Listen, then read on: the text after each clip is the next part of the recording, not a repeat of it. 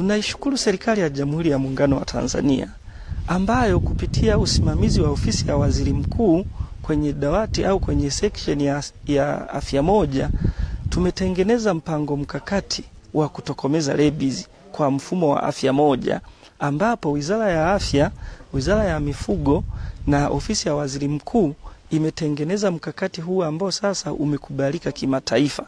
Na ukiangalia peji ya pili tu ya ule mkakati umesainiwa na makatibu wakuu watatu. Katibu mkuu Wizara ya Afya, katibu mkuu Wizara ya Mifugo na katibu mkuu ofisi ya Waziri Mkuu. Kwa hiyo tumekuwa na mashirikiano makubwa ambapo sasa unajikuta kwamba hata kwenye uhamasishaji huu tunaoendelea nao mashuleni, wapo watu wa Wizara ya Afya, wapo watu wa Mifugo, wapo watu wa ofisi ya Waziri Mkuu. Lakini si hilo tu, kumekuwa na mashirikiano makubwa endapo mbwa anamng'ata mtu.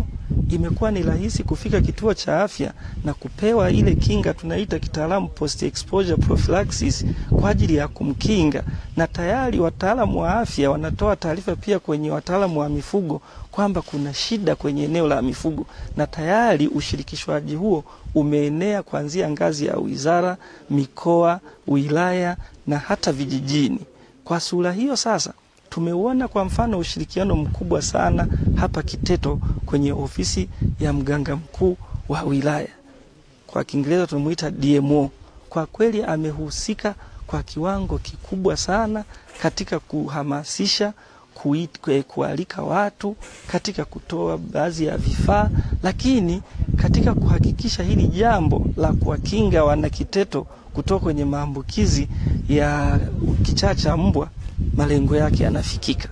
Hivyo nitoe wito kwa wananchi wote, si wana Kiteto tu, lakini kwa Tanzania nzima. Tujitokeze kuchanja mbwa na paka, lakini mara mbwa au paka anapomjeruhi mwanafamilia au mwanajamii, basi akimbie kituo cha afya kwa haraka. Kwanza asafishe kidonda au jeraha lile kwa maji tiririka na sabuni.